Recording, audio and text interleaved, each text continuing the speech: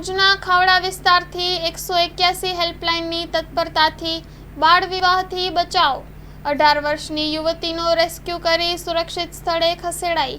ભુજ જિલ્લાના ખાવડા વિસ્તારમાંથી 18 વર્ષની યુવતીએ 181 અભયમ મહિલા હેલ્પલાઇન પર કોલ કરીને પોતાનું દુઃખ વ્યક્ત કર્યું હતું. યુવતીએ જણાવ્યું હતું કે તેના માતા પિતા તેની મરજી વિરુદ્ધ તેને તેના કરતાં 30 વર્ષ મોટા યુવક સાથે લગ્ન કરાવવા માંગે છે અને તે આ લગ્ન કરવા ઈચ્છતી નથી.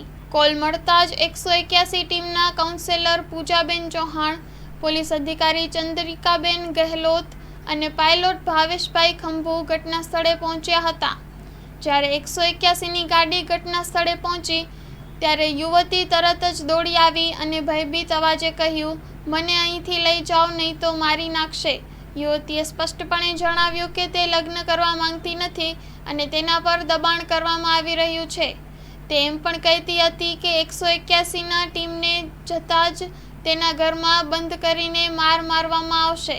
કાઉન્સેલિંગ દરમિયાન યુવતીએ પણ જણાવ્યું કે તે હાલમાં તેના પરિવાર વિરુદ્ધ કોઈ કાનૂની પગલાં નથી લેવા માંગતી, પરંતુ તેને સુરક્ષિત સ્થળે રાખવામાં આવે તેવી ઈચ્છા વ્યક્ત કરી છે.